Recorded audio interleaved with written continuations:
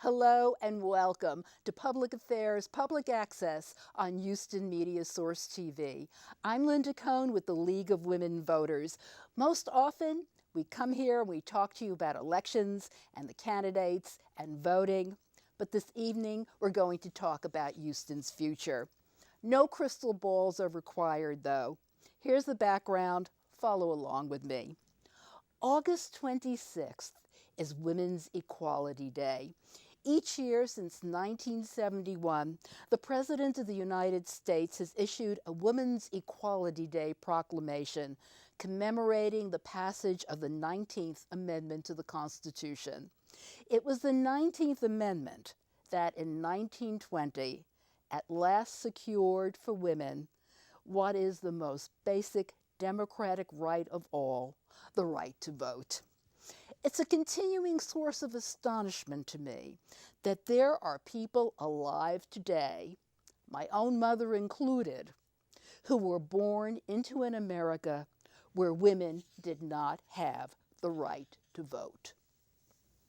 One small tick on the national timeline separates us from an indignity that our children cannot even imagine. As part of our Women's Equality Day celebration, the League of Women Voters of Houston sponsors a Rising Star competition, recognizing young men and young women who are fulfilling the promise of the 19th Amendment, the idea that men and women of goodwill can together pave the way for an even brighter future. This is our way to identify, to congratulate, and to encourage Houston's emerging generation of leaders. 4 of our Rising Star winners are with us this evening. We're going to learn about them, their personal stories, their good work in the community, and their vision for the future. Please call us with your questions or comments. We'll take as many of your calls as we possibly can. The number is 713-807-1794. That's 713-807-1794. If you like to Twitter, you can reach us with the hashtag LWVHouston. Fran Watson is an attorney and mediator in private practice in Houston. Darrell Douglas has served as the Texas State Director of an organization called Working America and is now associated with other community projects. And Ariana de Valdivia is a producer and a host right here at Houston Media Source TV. And Nakaje Turner is serving as a project coordinator with AmeriCorps. Correct? So right away, our viewers can tell that although each of you is dedicated to elevating civic life, you are called to do so with very different approaches. Nakaje, you first. Tell us about your role at AmeriCorps. I have been blessed with an amazing opportunity to actually serve our country in a variety of different ways. No, I'm not in the military, but I'm able to work with and mentor. It's about 36 AmeriCorps members a year, and if you're not familiar with AmeriCorps, it's similar to Peace Corps. And so instead of sending our individuals and our members out into the like Guam and to those locations, they actually serve within the Harris County area, and they work with disadvantaged youth and after-school programs. And they're an amazing group of individuals. And this is all within the school setting, though. It's all within the school setting and also nonprofit organizations. Oh, I see. So we have a hybrid there, and so they during the day they work in capacity building, ensuring that those schools or nonprofits have access to vital resources, and in the after-school program they actually provide direct service to at-risk youth. So they're mentors, they're motivators, and they're just all around amazing individuals. And my part-time job, I'm actually an adjunct professor of government. And so there I'm able to motivate my students to become more involved in the civic culture, to make sure that they're going out to vote, but also getting involved in politics and making sure that they have a voice. How do you select the students that benefit from this program? Is it student by student? Do you select particular schools? How does that work? For the AmeriCorps program For or for the After? AmeriCorps. For AmeriCorps, actually, we have a variety of different of outlets. Definitely, we look at career fairs. We participate. Actually, I participated in one on Tuesday. But we have a outreach and connection with a lot of the universities, and then a lot of nonprofits. A lot of people know individuals who are either in undergraduate, maybe they're majoring in education or social work. They want to become more involved. We have a lot of graduate members who are in graduate degrees just wanting to serve and figure out exactly what's the next step. Well, and so we're how able long to is the guide them through commitment? that. How long is the The commitment? commitment, well, there's two types. The first commitment is full-time, so that's an 11-month term of service. It typically begins in September and ends in July. And there's a quarter-time term, and that term begins about May 12th and ends in July 31st. So quarter-time is vital because during the summer, there's a lot of summer learning loss. And a lot of our students in inner-city programs, if they don't have access to school day or going to summer school programs, and their parents cannot afford to put them in those engineering programs over the summer, there's a lot of gaps that they're missing during the summer for reading, especially in math computation skills. And so our members who work in the summer, they're able to provide that supplement. How do you select your clients, though? Is it individual student by individual It student? is individual Or student. not by schools? You don't? No, we have a national website, so it's a national program, and so we have members from all over the country who apply, from New York I to see. California, and so a lot of it's word of mouth. A lot of members that we've have either have friends who've served before, and they're encouraging them to enter our program, and so there's also a benefit. So there's a small stipend, just a cost of living allowance, but the bigger benefit is that there's a education award. It's called the Siegel Education Award, and this award allows the members to use that sum of money towards their college tuition or current student loans. So you have a lot of cross-pollination throughout Definitely. the country. So we're motivating them to serve the country, but also we're helping them to further their education. I see. Darrell Douglas, Yes. recently with Working America. Yes, I was. Tell us a little bit about that organization. Okay. It's a national organization, is it not? Yes, it's a national nonprofit? It's a national organization. I'm no longer with them. Mm-hmm. Awesome organization. I took on the role as the initial Texas State Director and sort of launched the program, and now I work independently with organizations. But yes, it's the community affiliate of the AFL-CIO. And one of the things that I find most interesting about it, Randy Weingarten, who is the president of AFT, she said, community will be our density. Community will be our density. So, when you look at organizations like the League of Women Voters Houston, when you look at organizations that are like really going out into the community and engaging folks, some of on Facebook or on Twitter, I get people all the time that'll like see me at a protest or something, and they're like, Darrell, I want to get involved with the community. And I'm like, you are the community. Let me hit you up with this question. Now. When people came to you through your union activism, did they come with sort of a chip on their shoulder? Maybe they saw an injustice and wanted to know what they can do about it? I think a lot of times the very people that come wanting to do something have this idea of this mountain that must be built or this huge wall that must be built. But in actuality, if we all bring a brick, if we all bring our one piece of the puzzle, we get there. So, can you give me an example of something that you saw in action during your time at Working America? I would say I remember when HISD released a press release basically saying that they were going to plan on closing 5 schools. They were going to close Jones, they were going to close Fleming, Port That was not that long ago. Wasn't that long ago? Henderson, NatQ Henderson, get the other one. Oh, Dotson. Dotson, yes. Dotson. And, we hear about cuts to education every other year in the legislature.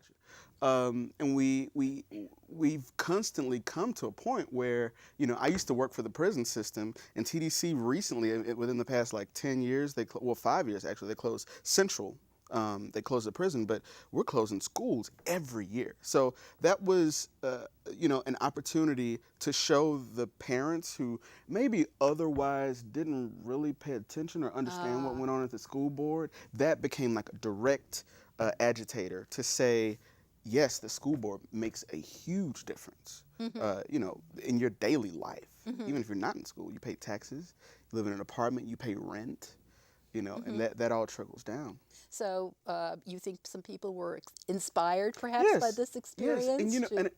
I would say that, and I would say the most awesome thing for me is to see, that parent or that person in the community that says, you know what, they ripping and running, flying down my street, and when they get that stop sign at City Hall and that light bulb goes off, that's what I believe. Is happening and has to happen. I mean, that's just a beautiful thing because then, they got the stop sign. Now they, they're more engaged and they're paying attention. You really can make things happen. Yes. Fran Watson, you're an attorney and a mediator in private practice with a social conscience. Yes. Tell us a little bit about what how you work in the community. Well, as you said, I am an attorney. I mainly practice probate law. But when I'm not doing that, I am trying to participate in different facets of the LGBT community. One of those ways is that I serve on a board for Stonewall Law Association of Greater Houston.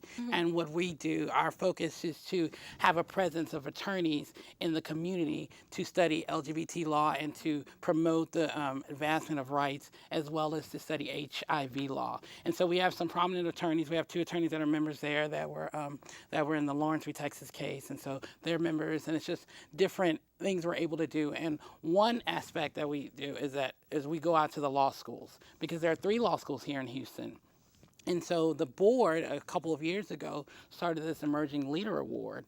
And with the Emerging Leader Award, we were able to grant monies to a law student, because after law school, there are these expenses that come up that can range around between $2,000 to $3,000. And so we were able to give out this type of award. And so that's some of the things that we're working on, and just, doing different things, showing that lawyers can also do community service. We do different services around town. And then another aspect is moving on to, I also serve with Montrose Grace Place. And what Montrose Grace Place is that there's an organization that serves the homeless youth in the Montrose area. And those youth that are served are of all orientations, gender, and what we do is that we open the doors once a week, and that there is a meal that's served to the youth, and then there's this creative activity that's done, and then there's some mentorship, and then we have this clothing closet. And in the clothing closet, people are able to, the youth are able to go in and get supplies for the week. They can get clothes, they can get toiletries, they can get bus passes that'll get them around the week, and so they can go to the services that are around Houston. And so we're able to do that. And I know it's just more. And then also, I work with the Houston GLBT Political Caucus, which is I just was elected to the board. At the time of the application, I was a member of the caucus, but this past January I was elected to the board. And we have been doing that. The purpose of the caucus is to elect, to help endorse candidates that will help promote the advancement of the LGBT community. So Thanks, Fran. Yeah. Thanks. We're going to move on to someone who feels very much at home in this studio, Ariana De Valdivia. You work right here at Houston Media Source. You have your own programs, and you also are a producer. That's right. I wear Tell us many about hats. Houston Media Source. Yeah. I wear many hats. Well, at Houston Media Source, we are the nonprofit public access TV and radio channel. And Houston is very fortunate to have such a gem like Houston Media Source, because what we do is we essentially preserve the First Amendment rights to freedom of speech and access to the mass media. And we teach everyday Houstonians how to create their own TV and radio programming. We don't censor the content, and that is how great organizations like the League of Women Voters are also able to come on, create these wonderful programs, and you have complete rights over the content. So anyone of any age or skill level can come to Houston Media Source and create their own programming. We offer monthly classes on media production, everything from media literacy to camera operation to sound and light and editing, even how to create your own live program using our studio and our control room. For radio, we do the same thing. So it's really a privilege to work here because I get to use my talents as a speaker, and also to, help others spread their message with the greater Houston community. Ariana, did you ever think about doing anything else? Was there a person in your life who once said to you, very nice, Ariana, you can work in media, but maybe you want to think about something that would secure your financial future a little bit more generously, or maybe you want to think about something that's more 9 to 5 and didn't demand weekends, holidays, evenings? Is there someone who tried to talk you out of this? You know what? I come from a very traditional Latin family, so my mom often tells me, "I wish you would slow down. I wish you would slow down a bit." And I ask her, "Well, what do you mean slow down?" She said, "Well, you do so much. You wake up at 4 a.m. and you go work out, and then you go to work, and then after that you go volunteer with this place, and then weekends, like you don't ever have time for this. It's like you're always, so busy. You never slow down. I wish that you had either a stay-at-home job or a strict 9 to 5." So yes, my mom does tell me that all the time. What do you tell her? It wouldn't be me.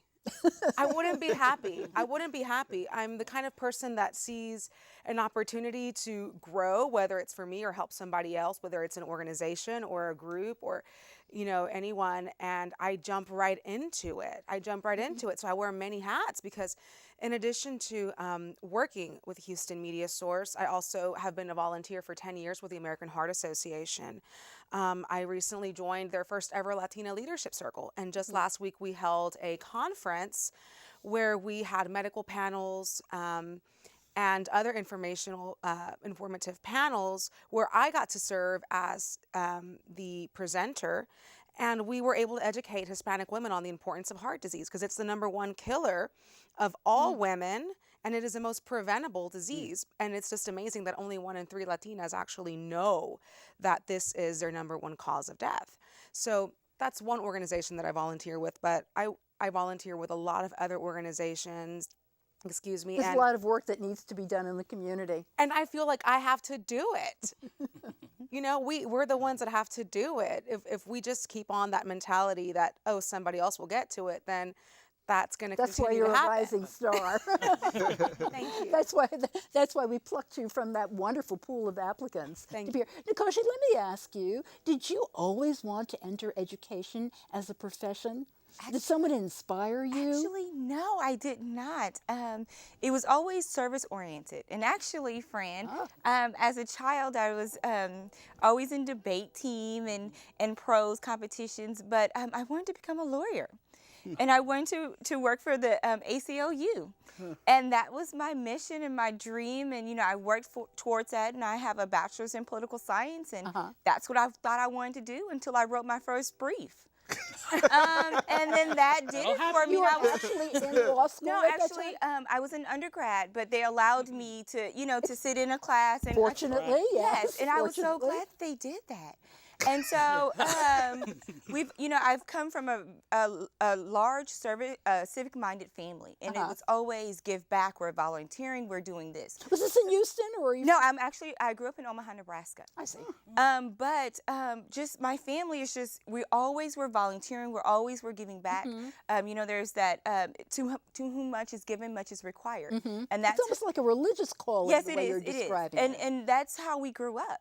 And so whatever it was, we were going to give back. And so I graduated, and I was just like, I'm not going to law school. And I had to figure my life out. And my dad was like, you need to get it together. And so I come from a long line of educators. And so he was just like, why don't you teach? I was like, I like kids, but I'm not quite sure if that's necessarily the line that I wanted to go down. And I began substituting, and I loved it. I fell in love. And so I became a classroom teacher, and I taught for about 7 years. And I was passionate about that. And within education and being passionate about education. Did you teach the lower grades? I taught 5th grade. And the transition from education to service is just natural because they both align. You can't be passionate about education if you don't want to serve the community because it's larger than the student, it's the parent, it's the community, and it's their surroundings that you have to nurture, you have to provide resources for. And so I just by happenstance I happened into this position, but I feel that education is my future, and I will always do something in service related or education. Now you teach at a university level as well. Yes, at a community college. Yes. Was this something that you had aspired to? Yes, Or- I'm kind of a planner. And so, you know, when I left education, the classroom, I'll say, the classroom environment, I miss my students.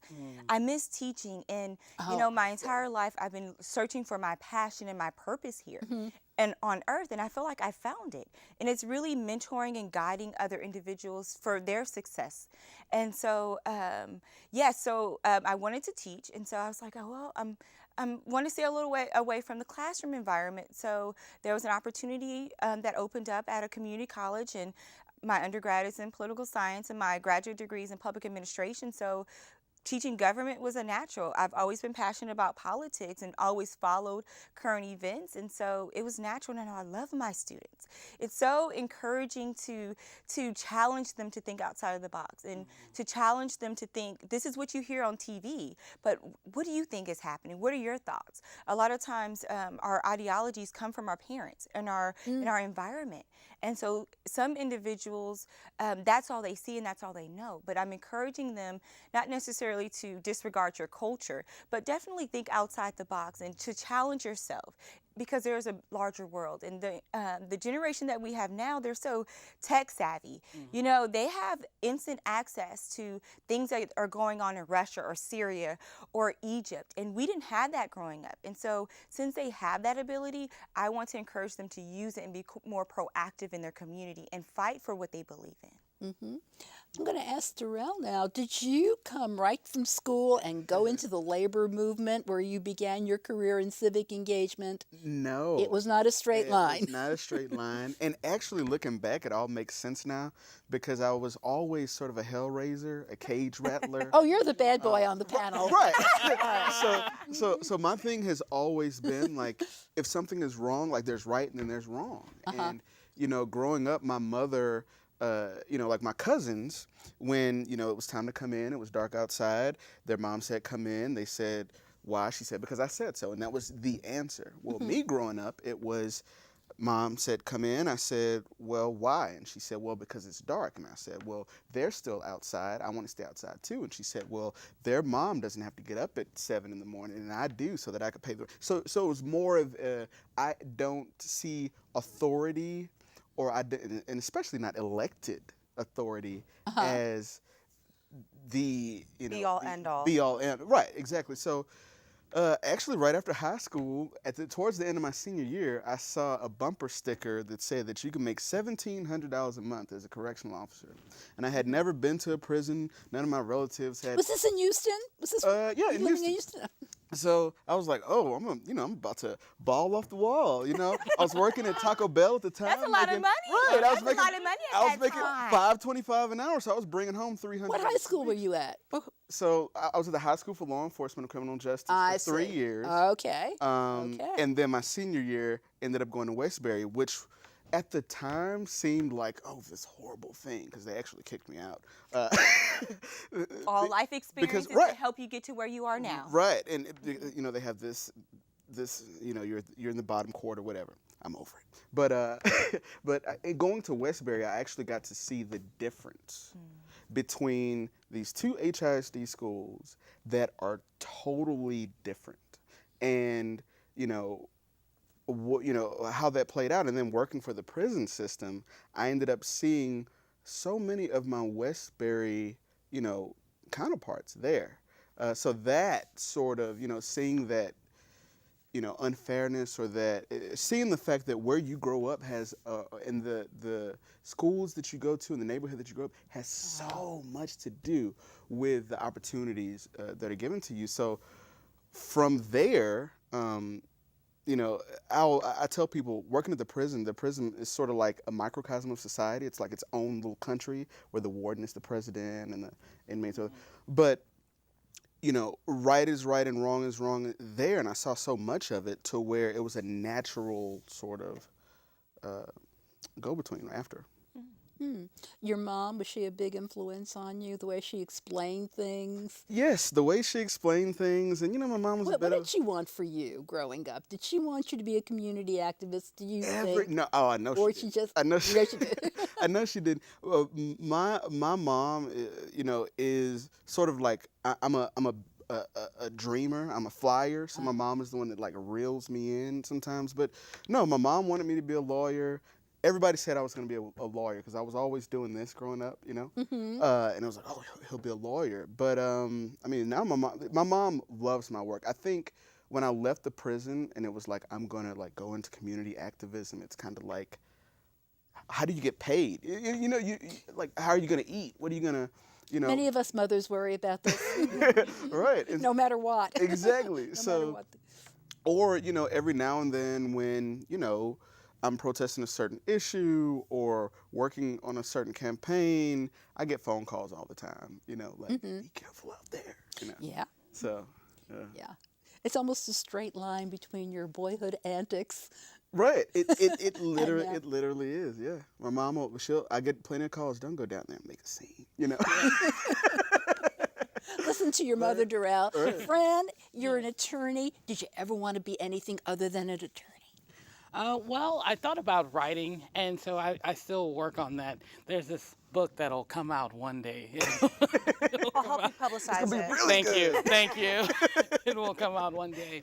But honestly, even becoming an attorney was a challenge because my route wasn't a straight route. You know, I had some issues growing up. I lost my mother when I was a young age. Was this in Houston? Did you grow up in Houston? Grew up in Houston, yes. Lost my mother at a young age, and I ended up taking care of my family, which was my brother and my grandmother. And we had a situation where in school you could only miss so many days of school. It was like 5 days. You could only miss 5 days of school. And I had been missing school because I had been going to the hospitals and stuff and making appointments and things like that. Well, my junior year in high school, when I was not missing any days, I got called into the principal's office at 16, and my assistant principal, and I am not bitter, says that we're no longer responsible for you and expelled me from high school. So I went for years with no education, working in fast food, and working in fast food, and at 24, something happened, and I ended up something clicked in my head that I needed to do something else, and so I ended up getting my GED, and with that, I was just going to get my GED to become a manager at the fast food restaurant, but the GED testing rep actually walked me over to the college where I was taking the test and enrolled and said with my scores, I should be able to get a scholarship and grants, and walked me over to the registration desk. And so I ended up enrolling in college, getting scholarships, getting grants, and graduating magna cum laude with a degree in psychology, and then going to law school. You should be motivational. Oh my God. I need to applaud you. That's a is story amazing. many people need to hear. And so I never knew. Absolutely, so absolutely. it was Do you a feel like different you've been route. redeemed somehow? Do you think that lady at the GED service I- somehow saw something? I Not do. in your scores, but in you. I do. To this day, I think about this. Every time I talk to people, and when I see where I am, I think about her, because what did she see? I mean, she had to have seen something in order to walk me up, because I could have just left. I could have gotten my scores, left, gotten my job, but she walked me over there, and so I think about her a lot. You have to find her. Yes. Maybe she'll be watching this Right, program. hopefully if you Please are. be sure to call in. Yes. Once you started at university, Mm-hmm. was there someone who helped you along, knowing that your story was perhaps not the most common story among students? Yes, and to this day, we're actually great friends. It was my psychology professor. Her name is Dr. Kristen Anderson. She teaches at University of Houston downtown. But she became a mentor to me, and she helped me along the way, and just kind of gave me guidance. And even after I graduated, she was there when I started law school. She was there when I I was a part of the law review board. She was there during my inauguration. So I think she had given me tips and shown me ways. And also Dr. Sandra Dahlberg, she helped me with my writing. And because getting into law school, you have to write all of these statements and do all of the, you have to have great writing skills. And so she really helped me to improve my writing. And so today, that's why I don't shy away from briefs when I get them. And so when I took the legal writing class, I was fine because I had that guidance. So, yes. That's quite a journey. What about family and other considerations? Do you feel like maybe you abandoned your family a little bit by moving over into another world? Is this a dream that you can suggest to others by the power of your example? I don't think you would abandon. I think it's all about the balance, and I think with the balance, what I've had to learn is about balance, and it's part of being able to get out there but still be able to take care of what's your family at home. And I am striking that balance, and sometimes it gets a little uneven, but every day I work on it. So, but I think it's good. I think it's good right now. How did you select the issues that you work with? Was this intensely personal, or is this something that you saw in action and thought that you could make a contribution to? Saw. You're very active in GLBT issues, as you've described. Was this something that grows out of personal experience, or is this something that you observed in a more academic sense and knew that you needed to be a part of? Part of it is personal, part of it is personal, and part of it is that that it's bigger than me. That it's some things that I see. There are issues that I see. Like, I am an open lesbian woman, Okay. but I'm not a transgendered woman. So there are issues out there that are facing the trans community that I want to help in that regard. And so there are just things that are bigger than my family, because I will say this, part of it had to be enlightenment, because at some point I was just, as Nakaje said, she grew up knowing that there's volunteering. Well, I didn't grow up so much like that. It was trying to make ends meet, or actually, even after that, even after becoming an attorney, I was kind of in this bubble. But then something happened, and you become enlightened. You see things that happen, and so I had to grow out of just my little microcosm and move out, and then see other issues that were going on. Your worldviews rather echo each other. Whether the idea of community service was something that you grew up with, or something that you saw and knew that you could help with, it's something. No matter how you came to it, something clicked. Something very definitely clicked. And as you completed your Rising Star applications, one of the things that each of you mentioned was the power of photographs, the power of video.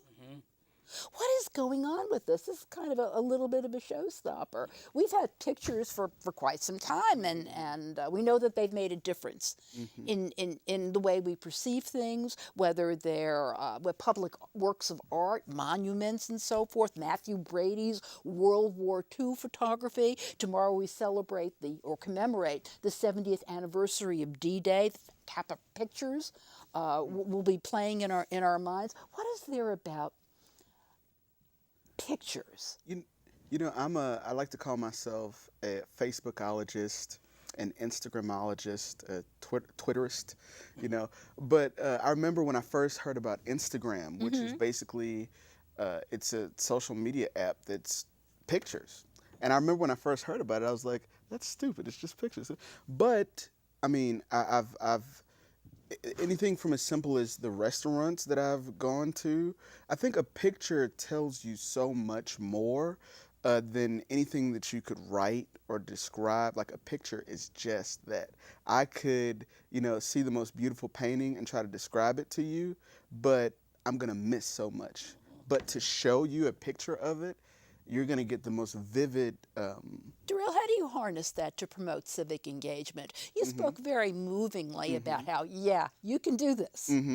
How do you harness Instagram, Twitter, YouTube, Houston Media Source TV to promote civic engagement? Maybe not a particular element of policy, but the idea that each of us has responsibility to every one of us. I think it's anything as simple. I used to do comms for Texas Organizing Project, and I used to love taking the pictures of the people in the midst of their chanting, and people always look so involved, like you can cut it with a knife. You can cut the tension with a knife, and it really tells a different story. Or even looking at with the school closures, here's Dotson Elementary, and if they close this school, here's a parent that's testifying that, she's not going to be able to catch 3 buses now to take her daughter to school, and you catch that mother holding that daughter, and that, I think, it connects people. It allows us to really, empathize and sympathize in ways that we otherwise wouldn't. It's a validation for sure, but have we crossed over to a point where something isn't real, something doesn't matter, unless we have a picture of it, a selfie? Mm-hmm.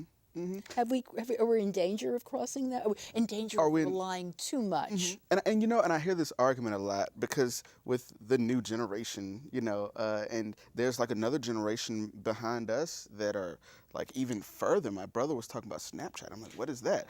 But Well, you know about the small child who Right. thought that the picture was broken. right, because and he he's tried like, to right, with the magazine. I don't think that we're like crossing this line. I think it's been expanded. Oh, I you are think- an optimist. Right.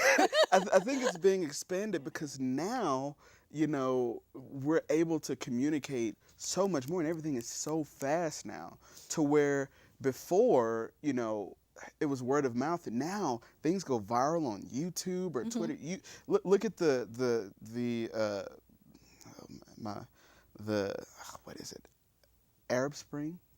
Yeah, sure. Arab Spring. There we go. Man, mine went blank for a second. But you look at, I think civic engagement is a big part of that is going to be the picture, the social media.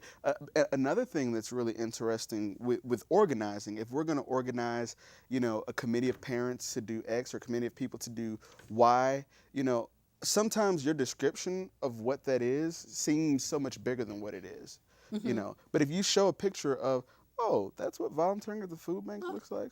Okay, that's simple. They're having fun. I want to have fun, you know? Transmit something. Ariana, you spoke about emotion. Turning that Naturally. visceral emotion. Yeah. You gave us a laundry list of things that only a psychopath could object to. Tell it like it is. Better medical care, affordable education, a secure retirement, and you point out that the challenge is maybe baby steps to harness that emotional impact into action. You work with video all the time. Right. How do you see that expanding? Well, and this kind of I want to say piggybacks. You know what I'm trying to say. It goes back to what you mentioned earlier and what Darrell was talking about in terms of, you know, the emotions that are evoked through imagery. We've always had images through paintings or photography. What I think is really awesome about, you know, the modern day is that the immediacy in which we receive those images. Just last week, City Council was making important decisions on some GLBT issues, and how many tweets didn't we see, live tweets, the testimonials that people were giving right then and there. We were all able to have eyes and ears in that room.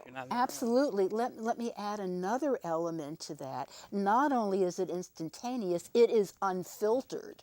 Absolutely. It's person to person. Absolutely. There's, you know, it's completely unbiased because now you get to be the judge of Not what you're seeing. unlike the work you do here at Houston Media Source, with anyone having the ability to have a program, produce a nice video, Exactly. and make their case, state their Exactly. case. I'm, you know, being a natural promoter and publicist and, you know, a media person, my thing has always been, you know, show them. Don't tell them. Put a face to the story. You have to tug at the heartstrings in order for you to see, you know, the damages of heart disease. You have to see the victim. You have to see the actual, the person who has gone a heart transplant or hear their story. And it has to be presented in a very real way, just, you know, the way that we just heard Fran's testimonial and we were all looking at each other, just very moved. Yeah. She tugged at our heartstrings. And I think that through imagery, through the immediacy of the information that we're able to share, we're able to craft these really powerful stories that can tug at the heartstrings of people in order to drive them to take action. So before, you know, we can change our behavior, we have to change our attitude. Before we change our attitude, we have to change our thoughts. We have to be informed about something. So first I have to be aware of an issue. Then I have to have a certain attitude on it. I support it, I don't. And then I can make a decision and take action. The way you're talking about emotional manipulation, if you will, is certainly very wholesome. But had not we ought to be a little bit cautious that emotion and the power of pictures can be used for purposes that are not so wholesome, that we have to have some defense in place so we can sort through what Yeah. is good and righteous and what is mischievous. Absolutely. I mean, there's a balance to everything. And just like with everything else in life, there's going to be a good, there's going to be a bad. One of the projects that I worked on in 2010 was the census campaign. The census is a good thing, right? But then that's also an opportunity where people were going around posing as census surveyors, going into people's homes and robbing them. So, like with everything else, when there's something that's great, when there's an awesome opportunity, the scammers are also thinking about how they're going to turn that into an opportunity for themselves. So I think that with like everything else in life, there is a fine line. There is, a right and a wrong. But I'm a philosophist. I very much believe in utilitarianism, the greatest good for the greatest number of people. I'm going to ask you, Fran, in your Rising Star application, you talked about using colleges and universities as a venue for a first-rate civic engagement pep talk Yes. to the students. Would you show them a video? Would you show them pictures? Or would you get up and deliver the speech of a lifetime? Well, it would depend. It depends.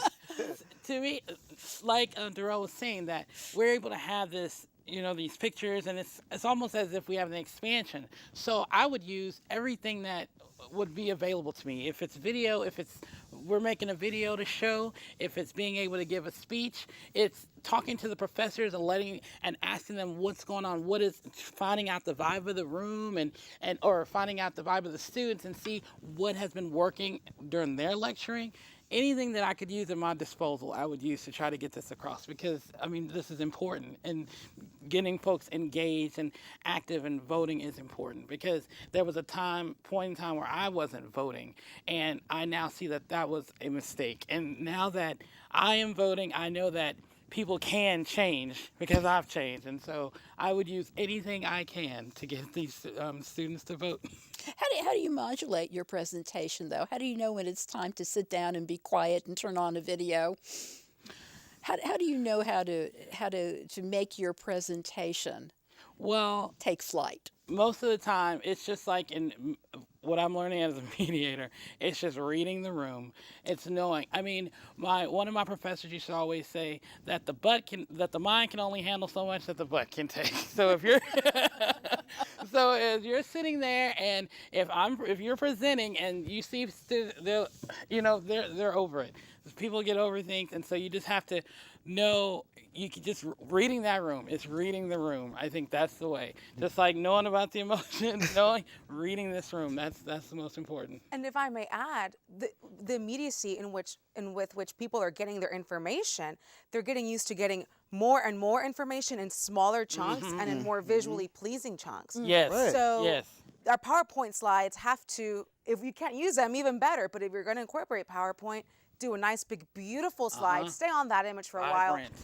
Motivate people as you're talking, but don't put like 1,000 30. words on the slide, Oh right? gosh, no. So as Do it right. so, as our message gets more and more fancy and emotional, people's attention span keeps getting smaller. I would add that the topic makes a difference. In Yes. my class, the topics definitely make a difference. I would let my students know this is the topic we're going to discuss, and especially if it's controversial, they will do the research on their own in order to make their point and to impress others, or just to make sure that other people are exposed, because people have different passions, and there's that saying that people are basically they're issue voters, so they basically vote on a particular issue. So whether it's Right. the LGBT community, there's an issue for that, or if it's welfare or providing services to low-income communities, whatever that issue is, people are more motivated based on their issue. Yes.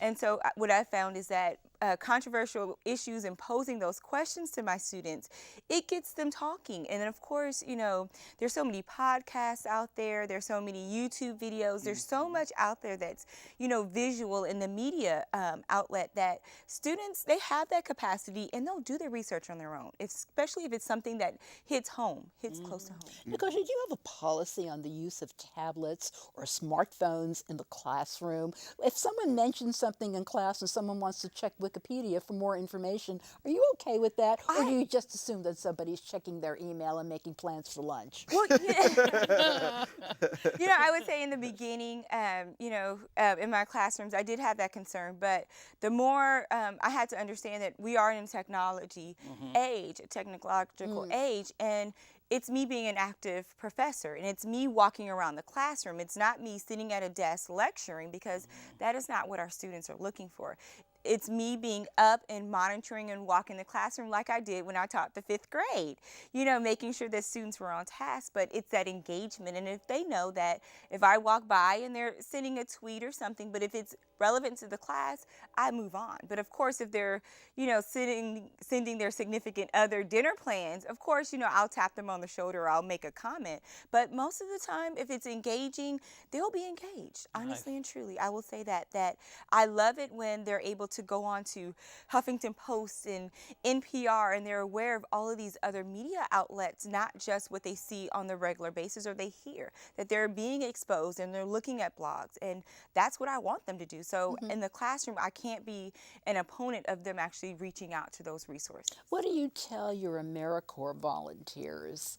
Do you tell them to use the classroom techniques that you just described, or for younger students, are there more caveats? It's a bit different. Some of the organizations that we work with, they don't have that Wi-Fi access, and some of them are in classrooms, but I definitely do. I was a classroom teacher, so I like to go out and model and mentor and help guide them into practices to help deter behavior and to make sure that the students are engaged. But definitely, I encourage them to reach out appropriately, of course, for the age, but reach out and find pictures and in media that we can bring into the classroom that will help connect. Maybe it's a robotics, or they're programming a robotic. How can we connect that to the real world? Maybe there's a STEM program at a university that child may be interested in, but how can we connect their after-school program to the real world? Because it's all about experience. And this is kind of my philosophy, is that every child is the same. The only thing that makes them different is the experiences or what they're exposed to. And every child can learn, every child has an ability to be successful. It's just making sure that they have the exposure and they have those experiences. Once they have that, they know that there's a larger world out there for them. Let me ask you about something you wrote about in your Rising Star application. You talk about education being something of a zip code lottery, that certain schools and certain neighborhoods are going to be offering the typical student a lot more. Is there a way to equalize this? Oh, wow. Without pulling the plug on areas that may be fortunate?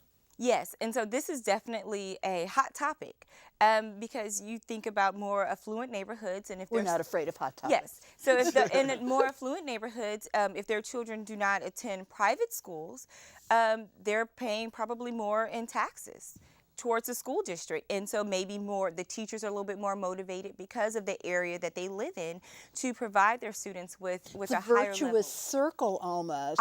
More affluent area, more money to spend on the kids. I agree. And sometimes, when teachers, and this is from my experience of being in the classroom, fellow teachers that I worked in an inner city area, and many of the teachers would make statements as if, the parent will not come up here and make a comment on what I'm teaching, so I'm going to do this. But if you're in a different neighborhood, if you're in, let's say, River Oaks or the Woodlands or somewhere like that, then maybe the parents would be more aggressive in calling the teacher to make complaints about what is going on in the classroom. And I feel that sometimes assumptions are made.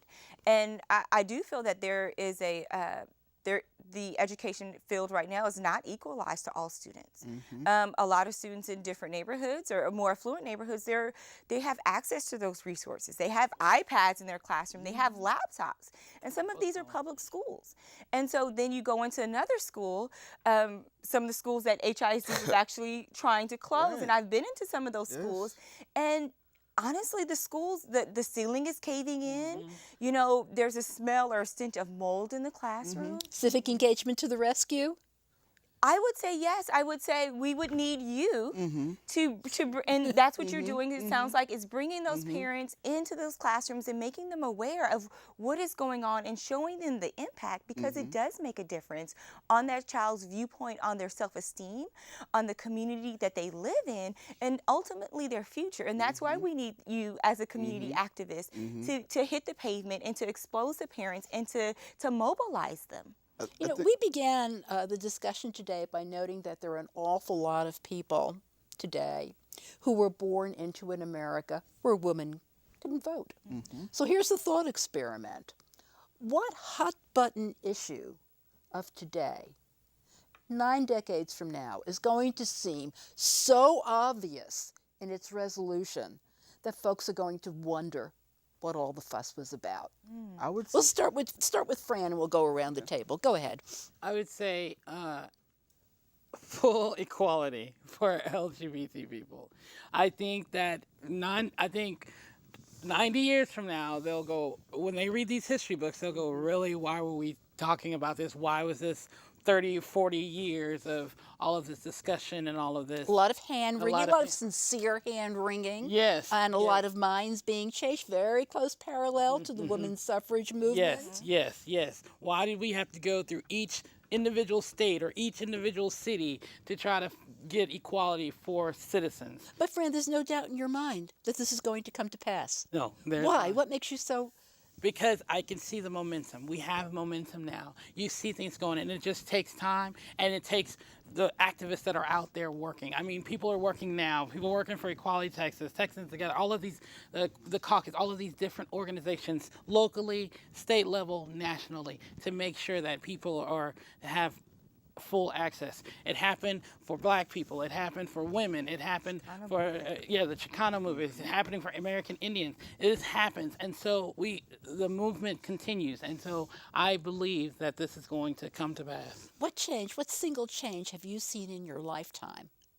Gives Marriage. you such hope for the future? I've seen that at the federal level that a sitting president recognizes that all people should be equal. You know, that marriage equality it should be for all people. And so for me to see a sitting president do that, for me to see case law that will eradicate certain laws that will give us one step further to full equality, that gives me hope, gives me optimism.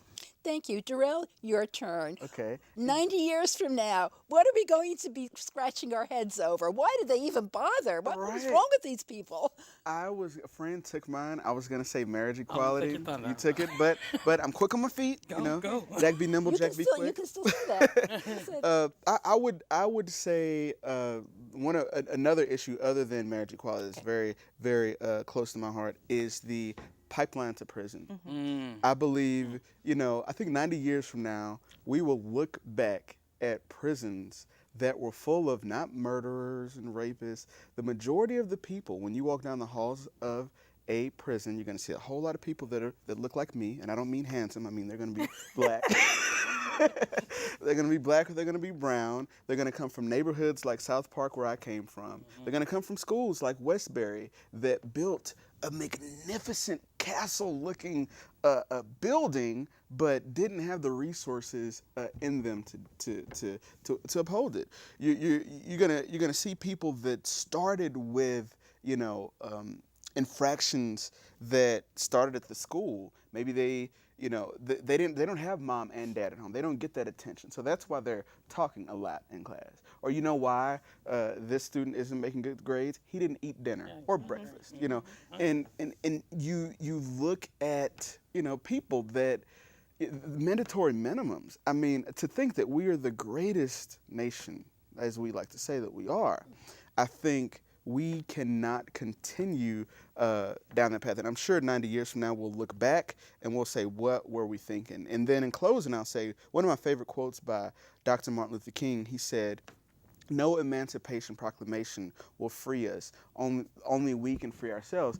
And what I believe he meant by that was there's no outside element that can step in and make decisions for a specific community. So whether it's the LGBT community that is right now fighting for marriage equality, right? Yes, there are going to be allies, but the real movement is going to be there. When you talk about these schools like Yates or Westbury where I went, it was like Cooley High.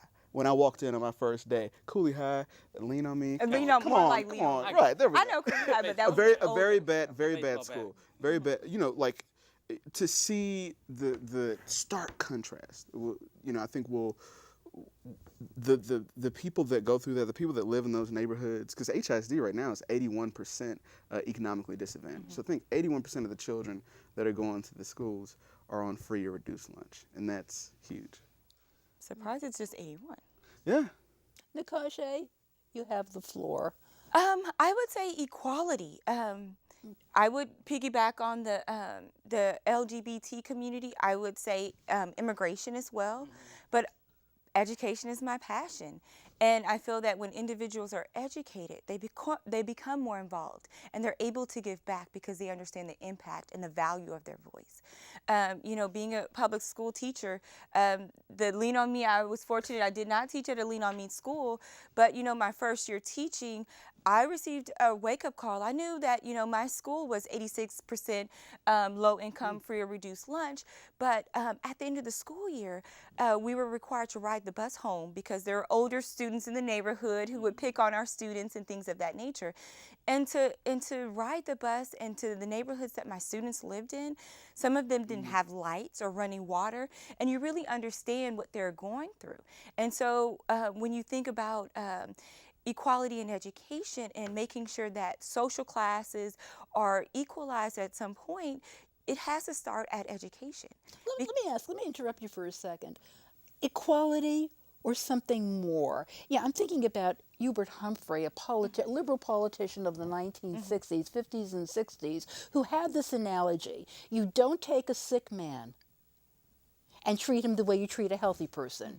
You treat a sick man differently. You give him medicine, you give him hospitalization, you give him what it needs to get well. Can you treat all schools equally, or do you first have to single out certain schools and give them something extra until they get I think well? it's definitely an assessment. And there's so much movement and going on in education right now, and looking at teachers and professional development and making sure businesses are connected with schools. And I think it's all of that. And I think it's more of an assessment within the district and the schools. But I feel that, in my personal opinion, that there will not be a larger change. I feel like education is somewhat going to be the civil rights movement of the future, like the LGBT movement. That is a civil rights issue for me. Immigration is a civil rights issue for me. But education, I feel that it's a large civil rights issue, because education in the classroom is where everything starts. It's where Ariana, you're you have the exposed. final word. Thank you. I see we only have 1 minute left, Yeah. so I'll make it brief. As what everybody else said, marriage equality and immigration. It just seems to me that it's ridiculous that we would deny individuals the same rights and freedoms that so many people have fought to preserve for themselves in this country and for the very foundation of this country. You really are all optimists. And you leave me feeling so optimistic. Fran, Darrell, Nakaje, Ariana, thank you so much for joining us this evening. We hope you've enjoyed our conversation, and that maybe you've picked up a bit of insight and information along the way. These 4 exemplary young people, their organizations, and about the really great city that we're lucky enough to call our home. We Americans have always believed that informed and active civic life is what makes democracy work. Folks who think through the issues and then chime in with their opinions, and who get out there and vote. I'm Linda Cohn with the League of Women Voters. Thanks for watching. Take good care, and we'll chat again soon. And we're going to sit here quietly.